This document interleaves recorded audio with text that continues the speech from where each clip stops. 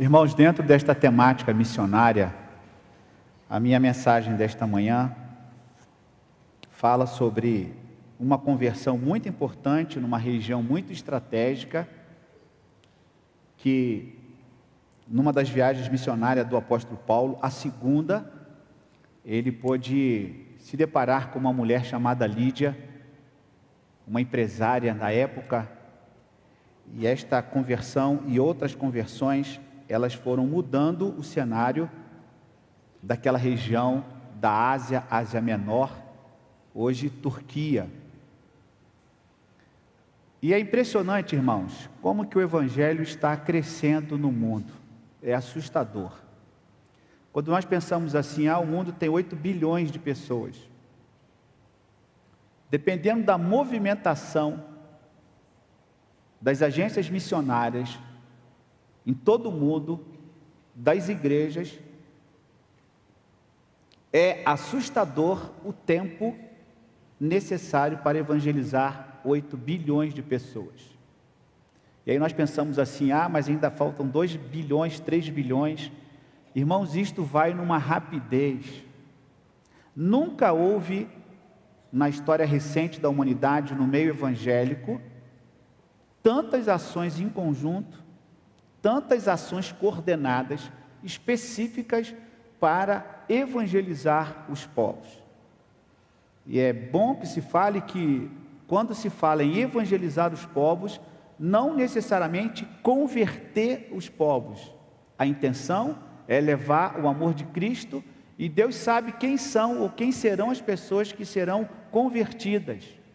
Mas Jesus nos ensinou a ir pregar o Evangelho a toda criatura. Quem crer e for batizado, será salvo. Então a igreja caminha neste sentido, as agências missionárias caminham neste sentido. Hoje há ações integradas no mundo, inclusive entre várias denominações, com o intuito de evangelizar os povos não alcançados. Nós acabamos de ouvir um testemunho no sul da Ásia, que o Evangelho também cresce muito. Nós que acompanhamos informações missionárias, agências missionárias, por exemplo, o Evangelho está crescendo muito na China. Os evangélicos, a Igreja de Cristo em todo o mundo, ela está com seus olhos centrados na Coreia do Norte, que é um campo extremamente difícil, fechado ao Evangelho. E tantas outras localidades, regiões do mundo, países fechados, que perseguem os cristãos, mas que de alguma maneira a presença do Evangelho pelas igrejas, pelas ações missionárias, pelas ações coordenadas, elas avançam nesses países, irmãos. E isto está como um dos sinais, quando Jesus falou, lá em Mateus no capítulo 24, ele disse assim: e este Evangelho será pregado em todo o mundo, então virá o fim. Então, quando nós pensamos assim, ainda tem 3 bilhões, irmãos, com um clique todo mundo ouve. Com um send, todo mundo vai receber uma mensagem.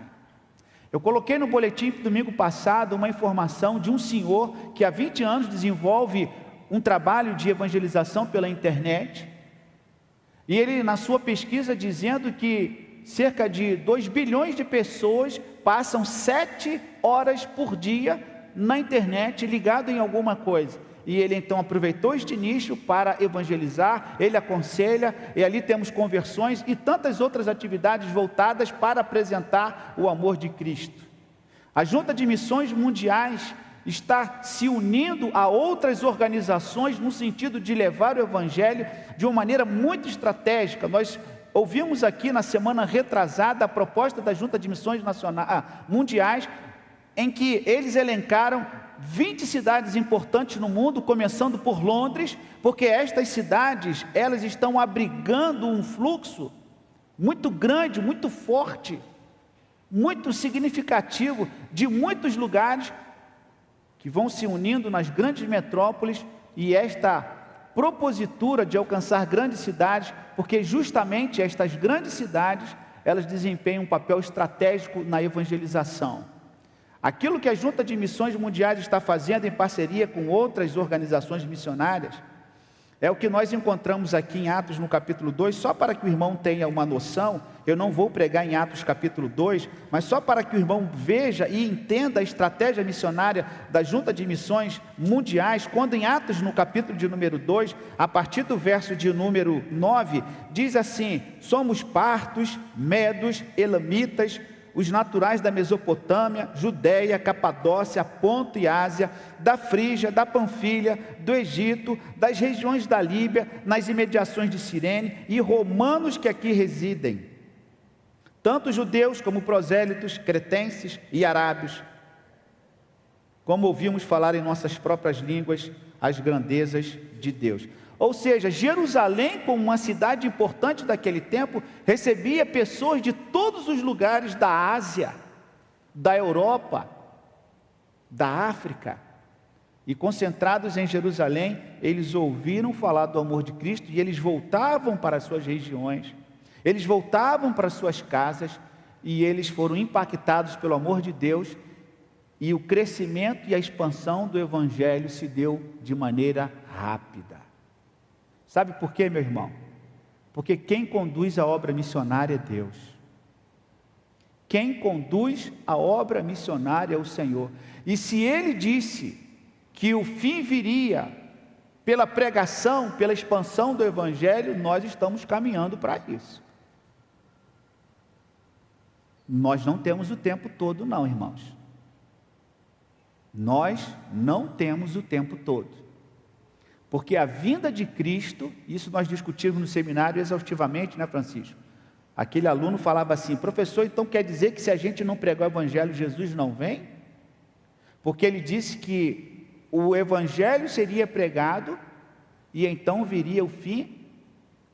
E aí aquele aluno mais, vamos dizer assim, que gosta de uma confusão, falava assim: ah, então tá, professor, então Jesus está sentado numa cadeira falando com o Pai, vou ou não vou? Não, calma, eles não estão pregando.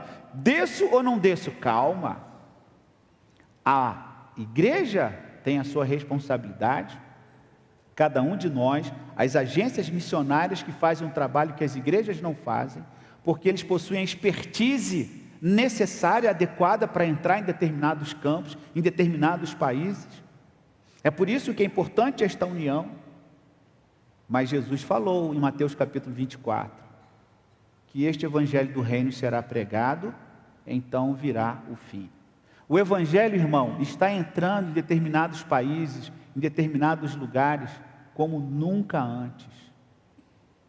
Isto é um sinal para nós. Isto é um alerta para nós. E o texto de hoje que eu quero compartilhar com o irmão é um recorte, é um embrião, quando o Evangelho estava sendo levado pelo apóstolo Paulo na sua segunda viagem missionária. Abra em Atos, capítulo 16, porque aqui nós temos um recorte daquilo que alguns irão entender como a primeira conversão na Europa. E por que isto é importante? Porque quando os apóstolos foram dispersos, quando Jesus morreu, para informá-lo, eu sei que muitos irmãos são neófitos na fé, eu sei que muitos irmãos talvez que estejam aqui nunca participaram de uma escola bíblica dominical, eu sei que aqui neste auditório, neste templo, há pessoas que nunca sentaram num banco de escola dominical, nunca tiveram acesso a informações básicas, elementares, a respeito de missões, e é então assim, importante que galguemos passo a passo, para que o irmão entenda, para que cada um de nós perceba a obra de Deus no mundo, através da humanidade, para levar o amor de Cristo, anunciando que só Jesus Cristo salva, completando a missão no amor do Pai. O capítulo 16 do livro de Atos é um recorte das viagens missionárias do apóstolo Paulo. Então, para que você entenda, o livro de Atos, escrito por Lucas, o médico, ele registra 3 grandes viagens missionárias do apóstolo Paulo. Às vezes com Silas, como a segunda, às vezes Paulo com Barnabé, às vezes Paulo com Timóteo, às vezes Paulo com Marcos, ou seja, Paulo assume um protagonismo missionário a partir da sua conversão. Quando ele se converte, ele é tomado por uma força espiritual, por um desejo de falar do amor de Cristo, porque Jesus lhe apareceu no caminho de Damasco, e ele foi transformado, ele foi tomado por um ímpeto extraordinário. Do ponto de vista humano, nós ficaríamos sem entender como que uma pessoa conseguiu mudar a trajetória de tantas vidas, de milhares e de milhares de vidas, como que uma pessoa foi capaz de levar o Evangelho através das suas viagens missionárias, enfrentando perseguição, enfrentando morte, enfrentando naufrágios, enfrentando doenças, enfrentando o Satanás. Toda forma de perseguição, toda forma de turbulência contra aquele homem, mas ele não se deixou abalar por nenhuma delas. Então, para que o irmão entenda, se o irmão anota, aqueles que gostam de anotar, a primeira viagem missionária do apóstolo Paulo está em Atos 13 e 14, por volta do ano 46, 48. Foi a primeira viagem missionária que Paulo fez com Barnabé. E eu digo 3 grandes porque, com certeza, ele fez outras viagens menores, com distanciamento mais curto. E Lucas registra as 3 grandes que Atos nos traz este registro. A primeira viagem, Atos 13, 14, por volta de 46, em que ele partiu de Antioquia, Síria, viajaram para Chipre, nas regiões da Ásia Menor, Panfilha e Pisídia, enfrentando oposição, e muitas pessoas iam se convertendo. A segunda viagem missionária, que é o recorte de Lídia, que eu farei uma abordagem daqui a pouco também, a segunda viagem missionária de Paulo está em Atos 15, 36, até 18, 22, por volta do ano 49 a 52, ou seja, um ano após a sua primeira viagem. Repetindo, a segunda viagem missionária de Paulo, de Atos 36 a 18, 22, aproximadamente 49 e 52, que agora não acompanhado por Barnabé, mas acompanhado por Silas, ele passou pela região da Macedônia, da Grécia, incluindo Filipos, que é a cidade que Lídia morava quando ela se converteu, que é o recorte aqui desta mensagem pela manhã, abordarei daqui a pouco, incluindo Tessalônica e Atenas. E a terceira viagem missionária, a terceira e grande viagem missionária do apóstolo Paulo, em Atos 18, 23, até Atos 21, 16, por volta do ano 53 a 58, visitando novamente a Ásia Menor, que é o recorte leste daquilo que denominamos hoje Turquia, uma parte menor porque tem esta significação, uma região de terra menor daquela região da Ásia, na parte leste do nosso mapa, e ali Paulo navegou, levando também o Evangelho. E irmãos, de lá para cá, nunca as igrejas, nunca o povo de Deus parou de levar a mensagem. Se nós fôssemos construir aqui hoje pela manhã uma história dessa evangelização, passando pela Idade Média, pelo período da Reforma, o avivamento que ocorreu em muitos países da Europa, distribuindo, enviando missionários para todo o mundo, na China, na Índia, em tantos outros países, e este evangelho vai sendo levado através de pessoas comuns como nós, mas pessoas que tiveram encontro com Cristo e entenderam que seria importante também compartilhar a mensagem com alguém. E nós percebemos hoje a continuidade, talvez, chegando ao fim com a volta de Cristo, quando o mundo inteiro ouviria falar de Cristo. Ontem eu almocei com uma pessoa um pastor muito importante no cenário de pesquisas no Brasil com relação à igreja, crescimento de igreja. Ele é uma pessoa que possui uma especialização, uma expertise, como muitos institutos nos Estados Unidos possuem, que é conhecer igreja, trabalhar igreja, identificar problemas com a igreja, pessoas que rascunham a igreja, montam raio-x a respeito de igreja, pessoas que possuem conhecimento, habilidades e ferramentas para analisar as igrejas. E esse pastor, que eu almocei com ele ontem, e ele me disse duas coisas. A primeira delas, uma igreja neopentecostal que está investindo em discipulado, e ele está trazendo treinamento para uma igreja neopentecostal. Então, a partir de agora, quando você ouvir falar que a igreja neopentecostal é oba-oba e não tem nada a ver com Cristo, cuidado, porque há muita gente séria que ama Jesus Cristo e que quer levar o Evangelho. Eu nunca havia ouvido esta informação. Uma igreja neopentecostal está querendo discipular os seus convertidos. E a segunda informação que ele me passou: uma igreja muito conservadora e tradicional no Brasil, que está decrescendo, que está diminuindo a sua membresia, também o procurou e disse assim: você precisa nos ajudar, porque nós estamos decrescendo e o discipulado é a ferramenta para isso. A segunda informação, irmãos, eu fiquei assim muito feliz,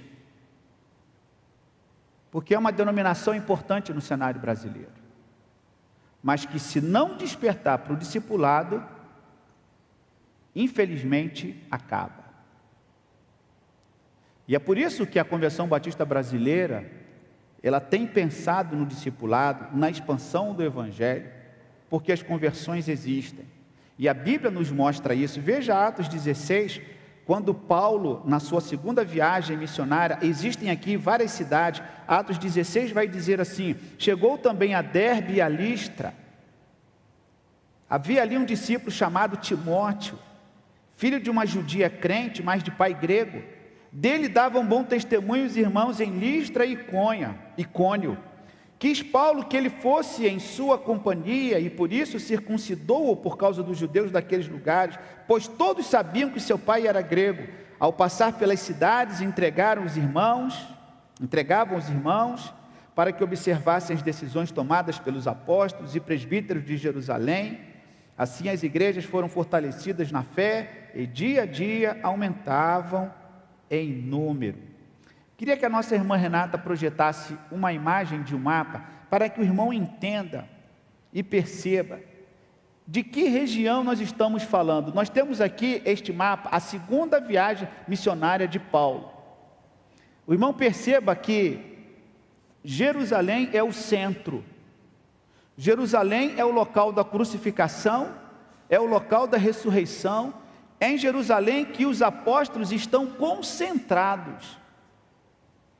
Ali em Jerusalém foi fundada a primeira igreja batista que nós temos história. Amém, pastor Francisco? Não, irmãos, não. Só que não havia essa ideia denominacional que a gente tem hoje. Talvez os irmãos até gostariam que fosse uma igreja batista, mas eles estavam longe desse conceito denominacional. Eles são chamados de os do caminho, eles são chamados aqueles que são peregrinos, eles são chamados os da seita do Nazareno. E lá no capítulo 11 de Atos, pela primeira vez em Antioquia, os discípulos foram chamados de cristãos, pela identificação com Jesus de Nazaré. E é em Jerusalém, então, que, vamos dizer assim, é o quartel-general das ações missionárias. Então, os discípulos que estão em Jerusalém, que ali estão sendo treinados pelos apóstolos, Os apóstolos, as testemunhas oculares que estiveram com Jesus, que conviveram com Ele, que bateram com Ele e que estiveram com Ele e que ouviram diretamente, essas testemunhas oculares, os que estavam com Jesus caminhando durante 3 anos, eles iam morrendo e iam fazendo discípulos, eles iam perpetuando a mensagem para que a mensagem continuasse. E é em Jerusalém então que nós temos as ações, as estratégias missionárias, porque Deus está usando pessoas para levar o Evangelho. E aqui nesta imagem, a segunda viagem de Paulo, que nós estamos vendo nesse texto, neste recorte, em que eles saem para evangelizar lá a Ásia, hoje a Turquia. Nós temos aqui o Mar Mármara, não está no mapa, mas é a parte ocidental, a Europa, e nós temos do lado de lá o Mar Negro, e mais ao sul aqui a gente tem o Mar Mediterrâneo, ou seja, numa região estratégica em que o mundo estava muito concentrado nesta região. E Paulo e os demais discípulos, eles possuem esta visão: vamos onde as pessoas estão, vamos viajar, vamos navegar para o local onde as pessoas estão concentradas. E os irmãos conhecem muito bem a questão da história, o que a Turquia representa, o que hoje a cidade de Istambul representa em todos os períodos da construção histórica do nosso povo. Ali nós temos Turquia, Istambul, que foi a cidade fundada por Constantino, que deu o nome a Constantinopla. É a mesma cidade, Constantinopla, Istambul, é a mesma cidade com tempos diferentes, com administrações diferentes, com períodos imperiais diferentes, como o bizantino, o otomano e o período romano também, de influência e de dominação daquela região. Uma região extremamente importante no cenário mundial daquele tempo. E o que Paulo faz? Navegamos para lá. Vamos, Timóteo, vamos, Silas. E nesse primeiro recorte ele encontra Timóteo, filho de uma judia crente, mas de pai grego, dava um bom testemunho, e já há aqui uma controvérsia entre eles, circuncida ou não Timóteo. Por Paulo ele não circuncidaria, não teria necessidade de circuncidar, mas como a sua mãe era judia, e por causa dos judeus que ali estavam, então Paulo, com a sua sabedoria, ele fala assim: vamos circuncidar, não há problema nenhum, não fará diferença, circuncidemos Timóteo e vamos seguir em frente. A habilidade, a inteligência e a capacidade do apóstolo Paulo de resolver determinados conflitos, porque os judeus estavam obrigando que o rapaz fosse circuncidado, a sua mãe é judia e precisava dar bom testemunho, mas Paulo fala assim: olha, tudo bem, a gente vai circuncidar o rapaz, vamos prosseguir, e vida que segue. E aí vem 6, a visão em Trode. No mapa nós temos aí essa Derbe, Listra, Trode. Algumas cidades mudaram seus nomes, não existem mais como nome daquele tempo. E aí vem o verso 6, e percorrendo a região da Frígia, Gálata, que era a região da Galácia, frequentada pelos celtas lá atrás, com influência grega lá atrás. E aí vem dizendo o texto bíblico, que tendo sido impedidos pelo Espírito Santo de pregar a palavra na Ásia, defrontando Mísia, tentaram ir para a Bitínia, mas o Espírito de Jesus não o permitiu, e tendo contornado Mísia, desceram a Trode. À noite sobreveio a Paulo uma visão na qual um varão macedônio estava em pé e lhe rogava, dizendo: passa a Macedônia e ajuda-nos, vem nos ajudar. Assim que teve a visão, imediatamente procuramos a partir daquele destino, concluindo que Deus nos havia chamado para lhes anunciar o Evangelho. Aí vem esta conversão, naquilo que alguns vão considerar a primeira conversão na Europa, a conversão de uma mulher empresária, que alguns vão dizer que tinha muito dinheiro, e talvez esta mulher tenha financiado muito a obra missionária naquele tempo. Eu vou falar um pouquinho sobre isso. Verso de número 11: tendo, pois, navegado de Trode, seguimos em direitura a Samotrácia, no dia seguinte a Neápolis, e dali a Filipos, cidade da Macedônia, primeira do distrito e colônia. Nesta cidade permanecemos alguns dias. No sábado, saímos da cidade para junto do rio, onde nos pareceu haver um lugar de oração. E assentando-nos, falávamos às mulheres que ali tinham concorrido. Certa mulher, chamada Lídia, da cidade de Tiatira, vendedora de púrpura, temente a Deus, nos escutava. O Senhor lhe abriu o coração para entender as coisas que Paulo dizia. Depois de ser batizada, ela e toda a sua casa nos rogou, dizendo: se julgais que eu sou fiel ao Senhor, entrai em minha casa e aí ficai. E nos constrangeu a isso. Lucas registra a conversão de Lídia. Alguns também vão entender que o nome dela não era Lídia, mas ela foi identificada por causa da região de Lídia, uma lidiana. E ela ouve Paulo falar num local provavelmente público, porque nesta cidade, a cidade de Filipos, não havia sinagoga, e Paulo então discorrendo do Evangelho, num ambiente muito informal. Ele começa a falar do amor de Cristo a um grupo de mulheres. E dentro deste grupo de mulheres tem Lídia, esta vendedora de púrpura que a Bíblia vai trazer a importância dela para nós. Uma mulher de negócios, vendedora de um produto altamente valioso naquele tempo. Ela tinha seu próprio negócio, uma pessoa dada, uma pessoa que tinha tino para a venda, uma mulher negociante, uma mulher corajosa, porque naquele tempo, os irmãos sabem, durante muito tempo, até hoje isso ainda existe, mulher não pode trabalhar, mulher não pode estudar, mulher não pode ocupar determinadas funções. Isto é algo que vem assim, importunando a vida de muitas mulheres que querem, mas não podem, por muitas vezes pela própria segregação da sociedade e determinados preconceitos. Esta mulher, neste tempo, estamos falando aqui mais ou menos do ano 50, irmãos. Esta mulher que possuía um grande negócio, uma coragem desta mulher no ambiente comercial, uma inspiração empresarial feminina. E ela vendia púrpura. Só para que o irmão entenda, o produto valioso desta mulher, uma cor púrpura, é uma tonalidade entre o vermelho e o azul, frequentemente associada à realeza, espiritualidade e poder, devido à sua história como cor rara que era produzido no passado. A história e a cultura registram que no mundo antigo a púrpura era usada por exclusividade, já que o corante púrpura é extraído de moluscos de difícil obtenção. As vestes púrpuras que simbolizavam o status e simbolizava a realeza. A púrpura era extremamente rara e cara. Olha que interessante, pois o pigmento era obtido de moluscos do gênero murex, encontrados no Mediterrâneo. Olha que interessante, irmãos, eram necessários 8.000 moluscos para produzir 1 grama de tintura de púrpura, ali no mar Mediterrâneo. Olha, na civilização fenícia, especialmente em Tiro, a produção de púrpura era uma indústria próspera, daí o termo púrpura tíria.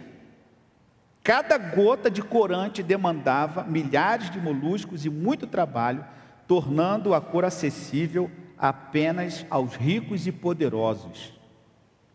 Utilizado no Império Romano como vestes púrpuras, associados à realeza, a altos cargos, como os imperadores e os senadores romanos, e em exclusividade se tornou símbolo de autoridade e de poder. A Idade Média e o Renascimento também trouxeram este símbolo de poder, quando a púrpura continuou ligada à realeza e ao clero, simbolizando espiritualidade e status. Era usada em vestes religiosas, em pinturas de figuras divinas. E resumindo o valor da púrpura, símbolo de realeza e poder, símbolo de espiritualidade, símbolo de criatividade e individualidade, porque ela inspirava a partir daquilo que ela representava, e também em algumas culturas, significando luto e reflexão, como símbolo de luto, meditação, tristeza e dor. E quem usava púrpura na antiguidade? Só quem tinha dinheiro, como disse aqui nessa explanação a respeito do material. E essa mulher vendia justamente para essa gente. O que é que você acha? Era uma pessoa que ganhava pouco ou ganhava muito? Pela raridade do produto, pela forma como ele era cultivado, pelo relacionamento comercial, empresarial que ela mantinha com as pessoas daquela época. Era uma pessoa que tinha muitas posses. E eu fiquei viajando pensando nessa mulher. Essa mulher hoje poderia dar muitas palestras para nós, poderia nos ensinar muito a respeito da arte da venda, fazendo palestras e tudo mais. E aí esta mulher é alcançada pelo apóstolo Paulo. Veja aqui comigo, Atos 16, 13. No sábado saímos da cidade para junto do rio, onde nos pareceu haver lugar de oração. Assentando-nos, falávamos às mulheres que ali tinham concorrido, e certa mulher, chamada Lídia, da cidade de Tiatira, vendedora de púrpura, temente a Deus, nos escutava. O Senhor lhe abriu o coração para entender as coisas que Paulo dizia. Depois de ser batizada, ela e toda a sua casa nos rogou, dizendo: se julgais que eu sou fiel ao Senhor, entrai em minha casa e aí ficai. E isto nos constrangeu, ou seja, nos obrigou. Paulo se sentiu obrigado de entrar naquela casa. O que nós aprendemos com esta mulher, meus irmãos? Primeiro, ela entendeu que buscar a Deus sobre todas as coisas é algo mais importante. A sua condição financeira de riqueza, a sua habilidade de trabalhar com um produto tão importante, com um simbolismo tão profundo de realeza, de nobreza, tratando com auxiliares dos imperadores, tratando com os auxiliares dos senadores, um elemento tão caro e tão importante. Esta mulher precisava de alguma coisa, ela precisava ser alcançada pela mensagem de Jesus, porque toda a sua condição financeira não era suficiente para que ela pudesse ter o que ela precisava, que era a sua salvação em Cristo Jesus. Ela possuía uma característica interessante. Eu imagino que no seu estresse, com a sua pauta, com a sua agenda de compromissos, ela para e começa a escutar ao Senhor. Que lição para nós hoje! Que lição para nós hoje! Nós vemos aqui nesta mulher, Lídia, aquilo que Maria fez quando Jesus, visitando Marta e Maria, Maria se prostra diante do Senhor para ouvi-lo, e o Senhor Jesus abençoa aquela mulher, como também abençoou a Marta. Este exemplo de Lídia nos mostra que essa desculpa, não tenho tempo para Deus, trabalho demais, não tenho tempo para buscar a presença do Senhor, não é uma desculpa legítima, irmãos. Pelo contrário, toda a vida de estresse e toda a vida que nós vivemos de complexidade, seja ela empresarial, seja ela numa carreira qualquer, nós precisamos parar e nos dedicar àquilo que é prioridade, e esta mulher nos ensina isto.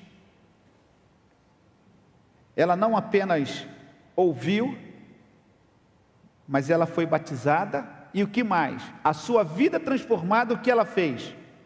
Ela levou para dentro da sua casa. Uma vida transformada no seu coração, que expande, que leva, que compartilha. Isso é a grande estratégia da evangelização. Pessoas que vão ouvindo e vão compartilhando. Isso é discipulado. Depois de ser batizada, ela e toda a sua casa, ela nos rogou dizendo: vocês podem ir na minha casa? Vamos fazer um grupo de comunhão na minha casa? Vamos aprender mais? Este foi o episódio importante que Lucas registra, como alguns entendem como a primeira conversão na Europa, mas há uma certa divergência, porque com certeza outras conversões poderiam ter acontecido, mas Lucas registrou esse episódio em virtude da sua importância, em virtude de ser uma mulher, em virtude de ser uma empresária, em virtude de ser uma pessoa que talvez ocupasse uma função que fosse dos homens, e é por isso que Lucas encontra relevância nisso para nos trazer esta conversão. A sua vida se abriu ao Senhor, a sua casa se abriu ao Senhor, os seus familiares se abriram ao Senhor, ela foi batizada, ela se tornou discípula de Cristo, e ela se tornou uma propagadora do Evangelho e pôde anunciar a Jesus Cristo. Assim, irmãos, nós temos este recorte desta conversão tão importante que a palavra de Deus nos mostra no livro de Atos, nos mostrando a propagação do Evangelho através dos apóstolos. Os irmãos sabem o fim de alguns apóstolos. Pedro foi crucificado de cabeça para baixo em Roma durante a perseguição de Nero. André foi morto em uma cruz em forma de X na Grécia. Tiago, filho de Zebedeu, decapitado em Jerusalém por ordem do rei Agripa I. João morreu de velhice na ilha de Pátimos, onde foi exilado. Tomé foi morto por uma lança enquanto orava na Índia. A Basílica de São Tomé hoje está como testemunho disso na cidade de Chennai, na Índia. E acredita-se que a Basílica tenha sido construída sob o túmulo do apóstolo São Tomé. Mateus foi morto à espada na Etiópia. Bartolomeu, esfolado vivo, segundo algumas tradições, crucificados na Armênia. Natanael, segundo alguns registros da igreja primitiva, ministrou na Pérsia, na Índia, e também levou o evangelho para a Armênia. Uma tradição da história diz que Natanael foi amarrado num saco, jogado no mar, e uma outra tradição diz que ele foi crucificado. Este foi o fim de alguns que pregaram o evangelho. Este foi o fim de alguns discípulos do Senhor, com mortes terríveis, porque anunciavam o Evangelho de Cristo. Mas a semente ficou. A palavra prosperou. E o mundo inteiro hoje está ouvindo falar desta mensagem. Quando eu estive em Atenas, nós visitamos o Panteão, o local dos deuses, na mitologia grega, em que o panteão abriga os deuses, e foi um simples local, bonito, interessante, importante do ponto de vista turístico, mas a surpresa não estava ali. A surpresa é quando a gente desce no Areópago, quando nós vamos no local em que Paulo prega, em que Paulo pregou, e Paulo fez referência ao Deus desconhecido. Ali sim, não tem como você não se emocionar. Pela presença até hoje do testemunho que Paulo deu a todos aqueles que ali estavam, cultuando os seus deuses. E eles então fazem menção a um Deus desconhecido. E existe uma história muito interessante, que não farei menção dela agora, porque ela é um pouco longa. Mas o que se destaca é que naquele local, quando Paulo fala a respeito de Jesus Cristo, até hoje, milhões e milhões de pessoas, quando vão até o Areópago, ali em Atenas, os guias, eles falam em muitas línguas, há muitas pessoas de todas as nações, que ali, um dia, um homem chamado Paulo, anunciava Jesus Cristo como Senhor e Salvador. Isto serve de testemunho para todos os povos. Aí, meu irmão, não tem como a gente não se emocionar. Você estando naquele local, pessoas de todo o mundo que ali passam, ouvem falar de Jesus. Se o guia acredita ou não, se as pessoas acreditam ou não, o fato é que é um testemunho vivo da pregação do Evangelho de muitos, que mesmo morrendo pela espada, anunciaram o Evangelho, e este Evangelho está sendo pregado até hoje. Podem tentar, existe um hino que eu gosto muito, a igreja nunca cantou, ministro, nós nunca cantamos, existe um cântico, não é um hino, um cântico, que diz: O império não conseguiu, quem sabe aí fala comigo, parar, não conhecem. O império não conseguiu parar a igreja de Cristo. A perseguição não conseguiu parar a igreja de Cristo. Ninguém conhece esse cântico? Conhece? É lindo a sua letra. Ou seja, nada conseguiu parar a igreja de Cristo. E hoje, irmãos, nós estamos nesse tempo, século 21, com a responsabilidade como igreja, como crente, como discípulo do Senhor, de pregar este evangelho até que ele venha. É minha, é sua responsabilidade. Você não está na Índia, você não está na Ásia, você não está naquela região da Turquia, mas você está no seu trabalho, você está na sua vizinhança, você está no estádio de futebol, você está no trânsito, você está vendendo um produto, você está comercializando uma coisa, você está fazendo negócios, você é um discípulo de Cristo. E antes de você ser um missionário, você precisa ser um discípulo de Cristo. A missão é para o discípulo, e o discípulo tem a missão de pregar o evangelho, mas não inverta a ordem, meu irmão. Ninguém pode ser missionário se primeiro não tomar a sua cruz e seguir a Jesus Cristo. E este é um relato, um recorte apenas, de tantos outros exemplos que o apóstolo Paulo, que Pedro e que os demais, como eu disse, olha irmãos, como que as pessoas foram sendo alcançadas pela evangelização, como eu disse aqui, a Birmânia ouviu falar de Jesus através dos discípulos, a Armênia, ouviu falar, a região da Turquia com Filipe, a Etiópia, o evangelho foi para a África, através de Mateus, que foi morto à espada, a Índia ouviu falar de Jesus Cristo, e tantos outros lugares, porque alguém se dispôs, como discípulo do Senhor, a fazer a obra e a levar o evangelho. E como é bom, irmão, é um privilégio que o Senhor nos deu de compartilhar o amor de Deus, de compartilhar com este tempo, com esta geração, que Jesus virá buscar a sua igreja, ele virá julgar o mundo, julgar as nossas obras, e aqueles que estão com Cristo não passarão pelo julgamento da perdição, serão julgados pelas suas obras,